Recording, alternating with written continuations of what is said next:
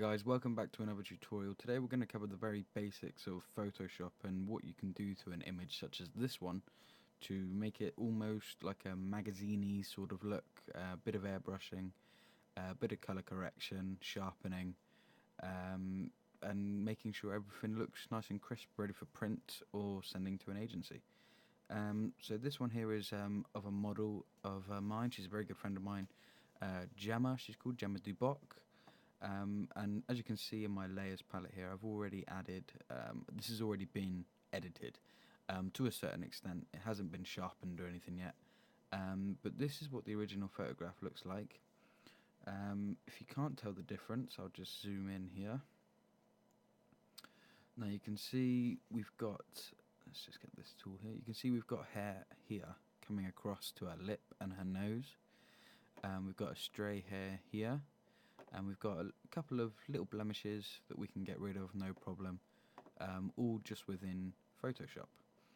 So what we shall do is I shall create a new layer. Actually what I'll do is I'll group these here and I'll get rid of this. Forget about these two group layers here, pretend you won't have these are just for me. So import your image into Photoshop and hit Control or Command J, and that will create a new layer. Now, you always want to create a new layer whenever you're doing something different to the photograph. For example, in this one, I'm going to be taking away the blemishes, so I want a layer for that. So there's a few ways you can get rid of the blemishes.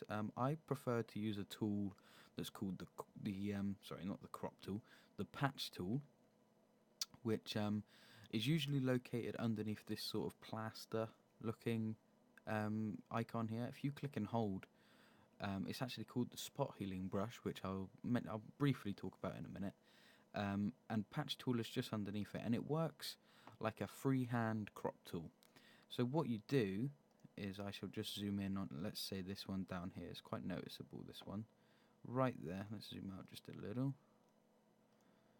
And the easiest way to get rid of it, in my mind, is just taking this crop tool and drawing a circle around it, and then you click in the center and drag to a clean area of skin, and it mirrors whatever you go over. So if you wanted to go over the lip and put a line in, you could, but no, we don't want that. So I'll just come to a clean white area, and it's gone already. If for some reason, when you do this, if you highlight it and then drag it, the actual thing moves, the actual selection you've made moves to a different area. That's because up here you've got it selected to destination and not source. So make sure you've got source selected. That way when you select something, it will mirror whatever you drag it to. So again, we drag it to here and it's gone, nice and clean. And you can do this really nicely, you know. You can spend a lot of time making sure everything, like little blemishes, little spots, or little bits of hair and stuff that you just can't get rid of, you just can't see in real life, and the longer you spend doing this, the less sort of airbrushing you'll need, which I think is a good thing. I think too much airbrushing makes things look really artificial, and that's to me, taking a good photograph is about keeping it natural.